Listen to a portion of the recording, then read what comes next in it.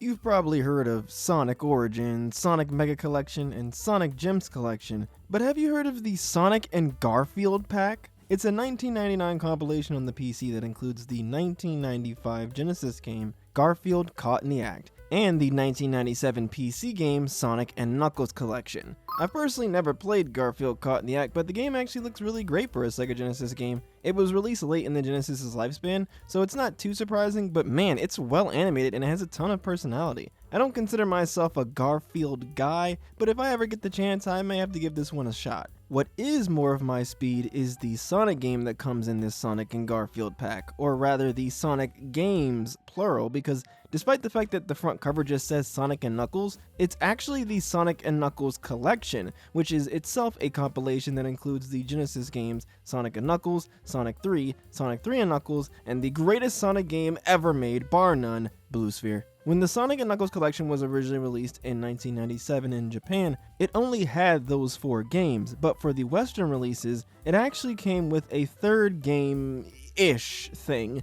called Sonic the Screensaver. This program had a bunch of pictures of Sonic and friends that you could use as screensavers for your computer. The old computer monitors and TVs of the past had an issue where if you left an image on the screen for too long, you risked whatever was on screen being permanently burned into your screen. So one solution to this was to display a fun little screensaver with constantly moving objects to prevent images from being burned into the screen. If we look at the cover of the Sonic and Garfield pack, we'll notice that it says that the compilation has 3 big games in one enormous action pack. And indeed, this compilation does have a third game, Baku Animal, a 1995 arcade puzzle game. The gameplay kinda reminds me of Puyo with its emphasis on colors and chaining combos together. However, the biggest difference between this game and Puyo is that this game is horrifying. Just look at those 3D models. Goodness, this game would have given me nightmares as a kid. If the 3D models are too scary for you, you can always play the Game Gear port of Baku Animal that was released in 1996. There was even a Master System version of the game that was released in Brazil. So yeah, Sonic and Garfield pack is a really weird and obscure collection. But did you know that the Sonic and Garfield pack wasn't the only collection with a Sonic and a Garfield game? Let me introduce you to the 1996 collection, the Sega Family Fun Pack. And that's pack without the C, just for that added cool factor. This is another PC compilation that includes Garfield Caught in the Act and Baku Animal, but it also includes Sonic CD, the edutainment game Sonic Schoolhouse, and another random platformer called Bug. This is a weird collection because most of the games aren't actually the full games, they're just trial versions. It's a shame because this honestly looks like it could have been a solid compilation. Some platformers, a puzzle game, and an edutainment game for a little added spice. A compilation of demos like this reminds me of the old demo discs that they used to have on the PlayStation consoles. Stuff like the Jam Pack series that would have a bunch of different demos of PS1 or PS2 games that you could play. I should talk about that series someday. Speaking of compilation series, Sega actually had a series of Sonic compilations called 2 Games in 1. Interestingly, the only game in the 2 Games in 1 series to make it to North America was the first one, which had Sonic Advance and Sonic Pinball Party. But in North America, it wasn't even called 2 Games in 1, it was called Combo Pack. One of the 2 Games in 1 was 2 Games in 1 Sonic Battle and ChuChu Rocket. ChuChu Rocket is one of the several non-Sonic game series developed by Sonic Team. Considering Sonic Team is called, Sonic Team, it's always interesting to see what happens when they try to escape from the clutches of the Blue Blurs brand. ChuChu Rocket is a puzzle game where you have to help mice get to the ends of levels while escaping cats. It was originally for the Dreamcast, but it was later ported to the Game Boy Advance as a launch game for the platform. Continuing on, we have 2 Games in 1 Sonic Pinball Party and Columns Crown. Columns Crown is a part of the Columns series of puzzle games that was essentially Sega's answer to Tetris, which Nintendo had on their NES and Game Boy consoles. Though, as you might expect, the race was never close. While Tetris is one of the most iconic and popular video games of all time, Columns is...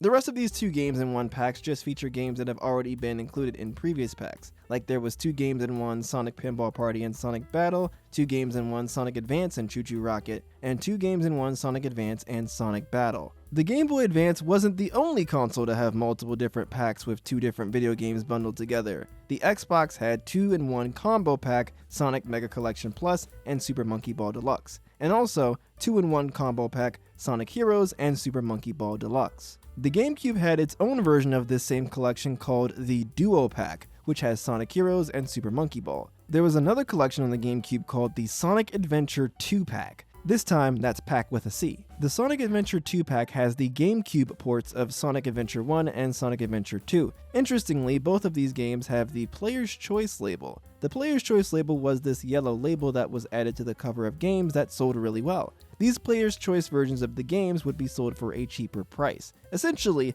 this was a way to get more sales for already popular games by releasing them for a good deal. I bring this up because there was no non-Player's Choice version of either of these collections. How could a game have a Player's Choice label if it never had an original release to earn that label? Well, the answer is probably because the games included in the collections were all Player's Choice titles, so I guess Nintendo let them get away with putting the Player's Choice branding on this new collection. There was another series of duo packs featuring Sonic games. There was the Sega Fun Pack series. This series wasn't limited to one console. There were different games on different consoles with this branding, like a Nintendo Wii Sega Fun Pack with Sonic and the Secret Rings and Super Monkey Ball Banana Blitz, and a PSP Sega Fun Pack with Sonic Rivals 2 and the Sega Genesis collection. Sega really loves these 2-in-1 combo packs. If 2 games is too few for you, don't worry because the Sonic PC collection has you covered. This was a compilation released on the PC in 2009 in Australia and New Zealand. This was an absolutely huge collection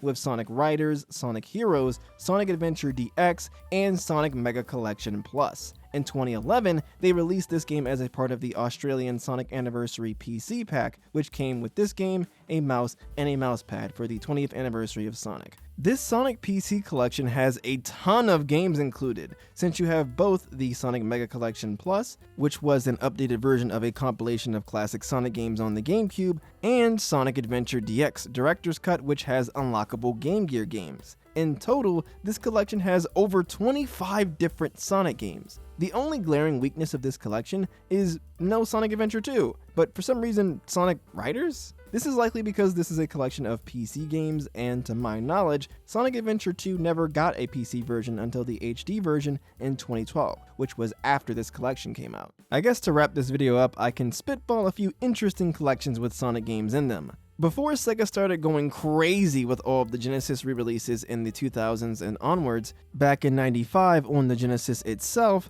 there was 6-pack. And yes, that's pack without the C. It's really cool how they managed to fit 6 games on a Genesis cartridge. The 6 games were Sonic 1, Golden Axe, Columns, yeah, they just like to throw this game into collections, The Revenge of Shinobi, Streets of Rage, and Super Hang-On. 6-pack was released in the United States, but PAL regions got a similar collection called Mega 6 Volume 3. But instead of Super Hang-On and Golden Axe, this collection had Super Monaco GP and Sega Soccer. Wonder why it wasn't called Sega Football. You may have noticed that this game is called Mega 6 Volume 3, and that's because there were other games in the Mega Games series. There was Mega Games 1, which is called Triple Score 3 Games in 1 in the US, and this was a collection with Super Hang-On, World Championship Soccer, which is an older version of Sega Soccer, and hey, Columns. Mega Games 2 had The Revenge of Shinobi, Streets of Rage, and Golden Axe. Then there was Mega Games 6.